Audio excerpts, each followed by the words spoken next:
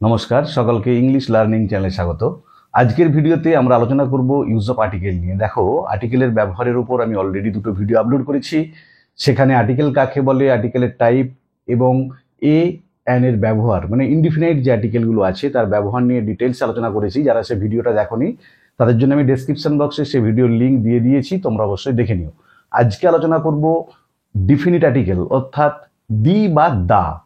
কেউ কেউ দি বলে, কেউ কেউ দা বলে, দুটোই কারেক্ট।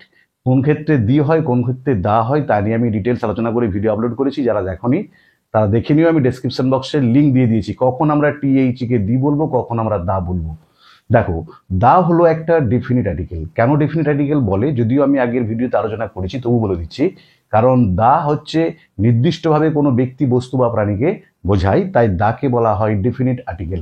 এরপরে দায়ের ব্যবহার নিয়ে আমরা এখন পরপর আলোচনা করে যাব। তোমাদের কোন কোন ক্ষেত্রে দা বসে এবং এক্সাম্পল দিয়ে দেখিয়ে যাব, তোমরা খুব ভালো করে খেয়াল করবে। কারণ এ অ্যান এর ব্যবহার ছিল মাত্র 5টি করে, কিন্তু দায়ের ব্যবহার আছে অনেকগুলি। দেখো, প্রথম যে ক্ষেত্রে দা বসে সেটা হচ্ছে কোনো নির্দিষ্ট ব্যক্তি, বস্তু বা প্রাণী বোঝাতে। যে কোনো নির্দিষ্ট ব্যক্তিকে, বস্তুকে বা প্রাণীকে বোঝাতে দা বসে। যেমন ধরো, the old man helped me. কি বললাম? The old man helped me, বৃদ্ধ মানুষটা আমাকে সাহায্য করেছিল। এখানে নির্দিষ্ট করে আমরা বলে দিচ্ছি কোন মানুষটা সাহায্য করেছিল, না দা ওল্ড ম্যান। বা ধরো, দা গ্রিন পেন ইজ মাইন। দেখো কি বললাম, দা গ্রিন পেন ইজ মাইন, সবুজ কলমটা হয় আমার। এখানেও নির্দিষ্ট করে বলে দিচ্ছি সবুজ কলমটা, কোন কলমটা, না গ্রিন পেনটা, সেটা আমার। এবার একইভাবে প্রাণীর ক্ষেত্রেও একই হবে। তাহলে কোনো নির্দিষ্ট ব্যক্তি বা বস্তু বা প্রাণীকে বোঝায়, সেক্ষেত্রে কিন্তু দা বসে। দ্বিতীয়, দেখো, সমগ্র জাতি বা শ্রেণীকে বোঝাতে সিঙ্গুলার কমন নাউনের আগে দা বসে। তাহলে যে কমন নাউনগুলো আছে, যেমন ধরো ox, dog, cat, rat, tiger, man, সেরকম সিঙ্গুলার কমন নাউনের আগে দা বসে সমগ্র জাতিটাকে বা সমগ্র স্পেসিসটাকে, শ্রেণীটাকে বোঝায়। যেমন ধরো বললাম, the tiger is a fierce animal. কি বললাম? The tiger is a fierce animal, বাঘ হয় একটা হিংস্র প্রাণী। এখানে দ্য টাইগার বলতে একটা নির্দিষ্ট বাঘকে নয়, সমগ্র বাঘ যে স্পেসিসটা, প্রজাতিটাকে বোঝানো হচ্ছে। বা ধরো বললাম, the dog is a faithful animal. কি বললাম? দেখো, the dog is a faithful animal, কুকুর হয় একটা বিশ্বস্ত প্রাণী। এখানে দ্য ডগ বলতে সমগ্র কুকুর স্পেসিসটাকে বোঝাচ্ছে। তাহলে যখন সমগ্র জাতি বা শ্রেণীকে বোঝাতে আমরা সিঙ্গুলার কমন নাউনের আগে দা ইউজ করে থাকি। দেখো 3 নম্বর কি, নদী, সমুদ্র মানে সাগর মহাসাগর দুটোই, হ্রদ এবং খালের নামের আগে দা বসে। আবার বলছি, নদী, সমুদ্র মানে সাগর মহাসাগর দুটো কি, হ্রদ বা খালের নামের আগে যা বসে। যেমন ধরো, the Ganges is a holy river.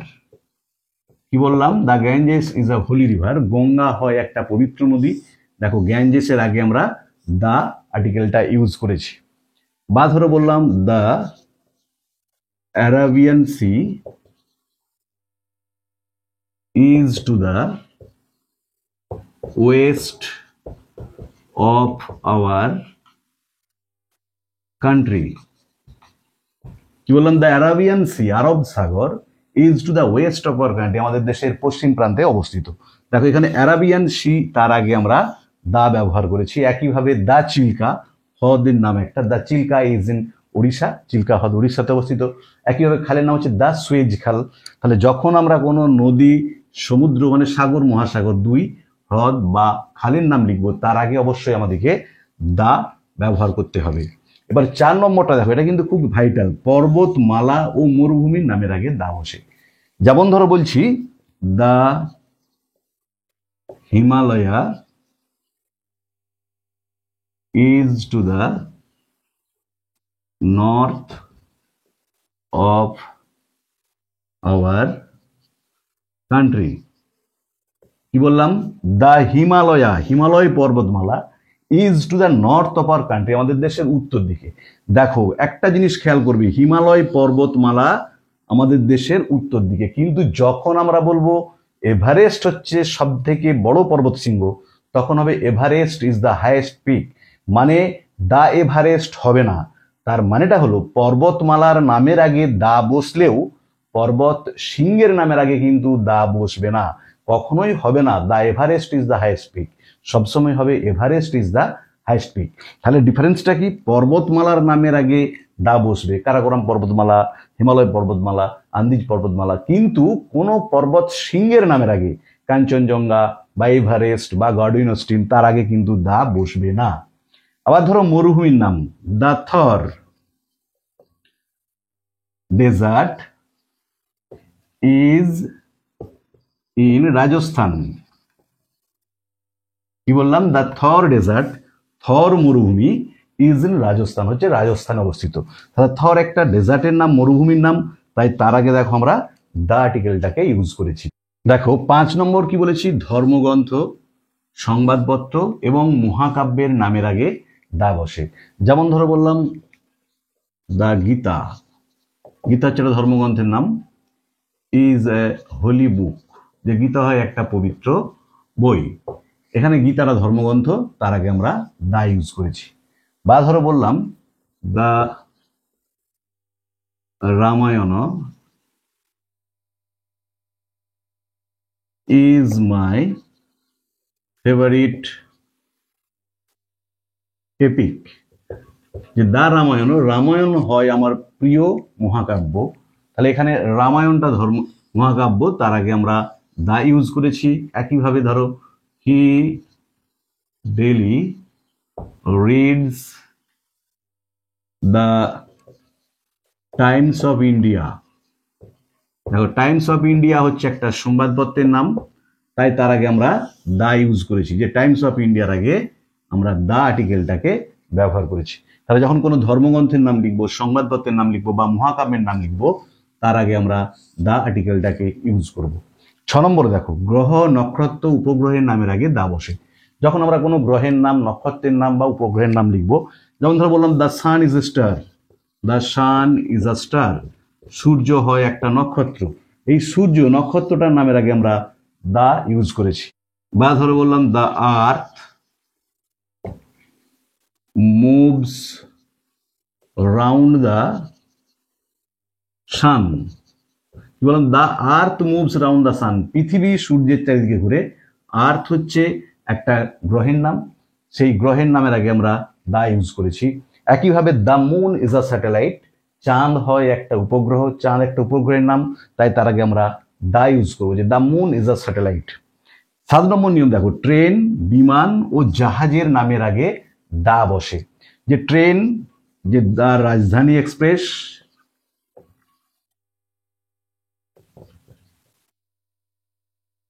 বা দুরন্ত এক্সপ্রেস, তোমরা যে কোনো ট্রেন, যখনই কোনো ট্রেনের নাম লিখবে তার আগে তোমরা দা ইউজ করবে। তারপরে বিমান, দা এয়ার ইন্ডিয়া, বিমানের নামের আগে দেখো আমরা দা ইউজ করব। একইভাবে জাহাজ, দা টাইটানিক, জাহাজের নামের আগে আমরা দা ইউজ করব। তাহলে যখন কোথাও ট্রেনের নাম, বিমানের নাম বা জাহাজের নাম লিখবো, তার আগে অবশ্যই দা আর্টিকেলটিকে আমাদেরকে ইউজ করতে হবে। দেখো 8 নম্বর নিয়মটা হচ্ছে বিখ্যাত স্মৃতিসৌধ যেগুলো আছে বা অট্টালিকা, তার নামের আগে আমরা দা ইউজ করে থাকি। যেমন ধরো দা তাজমহল, দা তাজমহল একটা বিখ্যাত সৌধ, তার আগে দা বসবে। একইভাবে দা ভিক্টোরিয়া মেমোরিয়াল,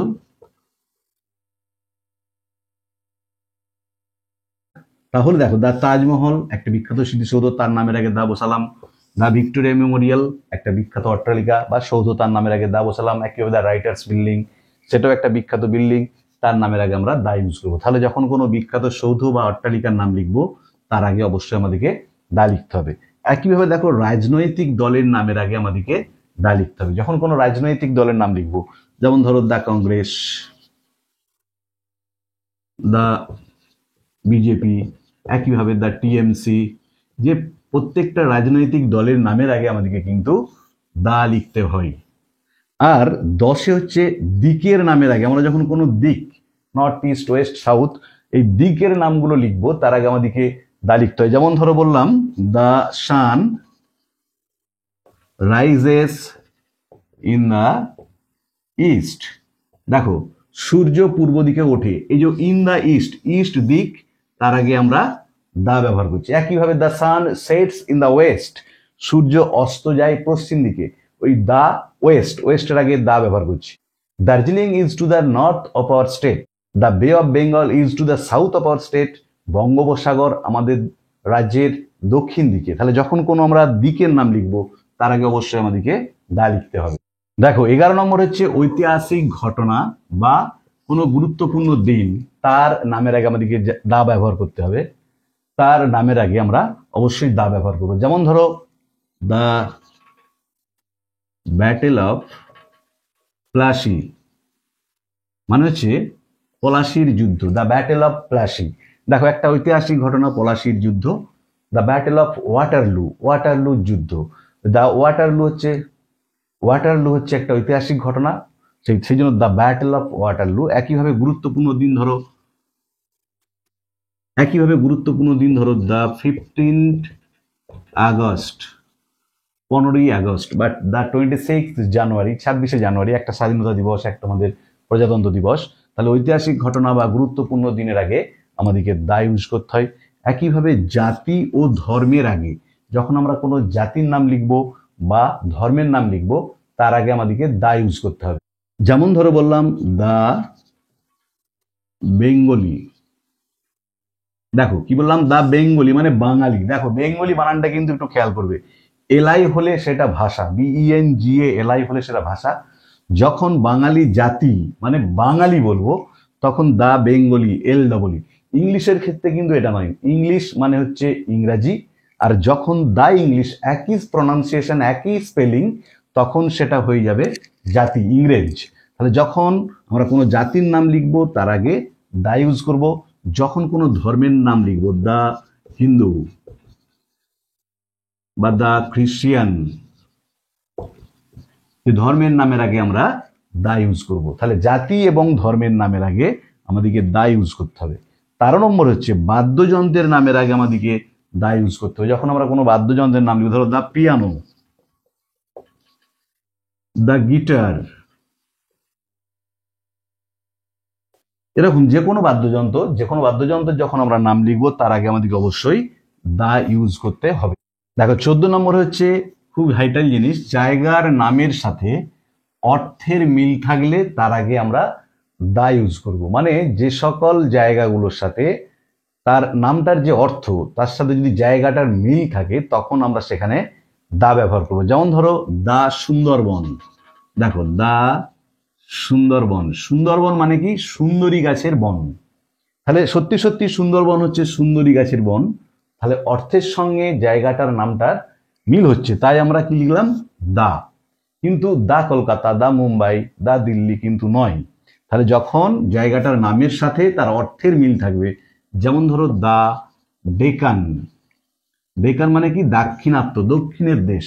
আমাদের দেশেও ডেকান কিন্তু দক্ষিণ দিকে অবস্থিত দেশের, তাই দা ডেকান। তাহলে যেসব জায়গার সাথে তার নামের যে অর্থ তার মিল থাকবে তার আগে আমরা দা ব্যবহার করব। আর একটা ক্ষেত্র আছে যে যখন একটা দেশ কতগুলো ছোট ছোট এন্টিটিজের সমাহার, সেক্ষেত্রেও আমরা দা ব্যবহার করি। যেমন ধরো দা ওয়েস্ট ইন্ডিজ, পশ্চিম ভারতীয় দ্বীপপুঞ্জ। যে দা ওয়েস্ট ইন্ডিজ কিন্তু অনেকগুলো ছোট ছোট দ্বীপের সমাহার। একইভাবে দা ইউকে, ইউনাইটেড কিংডম, ব্রিটিশ যুক্তরাজ্য, যেটাও কিন্তু 3টে দেশের সমাহার। তাহলে যখন কয়েকটা ছোট ছোট দেশ যুক্ত হয়ে একটা যুক্তরাজ্য তৈরি করে, সেটাকে তার আগে আমরা দা ব্যবহার করবো। যেমন দা ওয়েস্ট ইন্ডিজ, দা ইউকে, দা ইউএসএ, দা USSR। তাহলে এখানেতে দুটো নিয়ম আমরা কিন্তু পেয়ে গেলাম, একটা হচ্ছে জায়গার নামের সাথে যদি অর্থের মিল থাকে, আর একটা হচ্ছে যখন কতগুলো ছোট ছোট দেশ মিলে একটা বড় দেশ গঠিত হয়, কয়েকটা এন্টিটিস মিলে যখন একটা দেশ গঠিত হয় তার আগে আমরা দা ব্যবহার করব। 15 নম্বর দেখো সুপারলেটিভ ডিগ্রির আগে আমরা দা ব্যবহার করি। যখন আমরা অ্যাডজেক্টিভের সুপারলেটিভ ডিগ্রিটাকে ইউজ করব তার আগে দা ব্যবহার করি। যেমন ধরো বললাম he is the best boy. দেখো এখানেতে বেস্ট, গুডের সুপারলেটিভ ডিগ্রি হচ্ছে বেস্ট, তাই তার আগে আমরা দা ব্যবহার করেছি। He is the best boy, সে সব থেকে ভালো ছেলে। she is the most intelligent girl। কি বললাম? she is the most intelligent girl। দেখো most intelligent এটা হচ্ছে সুপারলেটিভ ফর্মে আছে, তাই তার আগে আমরা দা ইউজ করেছি। আর 16 নম্বরে কি, দুই ব্যক্তির মধ্যে তুলনা করা বোঝালে তখন যার সাথে তুলনা করা হচ্ছে তার নামের আগে দা বসবে। আমি উদাহরণ দিয়ে তোমাদের ক্লিয়ার করে দিচ্ছি ব্যাপারটা। আবার বলছি, যখন দুজন ব্যক্তির মধ্যে তুলনা করা বোঝাবে, যার সাথে তুলনা করা হচ্ছে তার নামের আগে দা বসবে। যেমন ধরো বললাম, বঙ্কিমচন্দ্র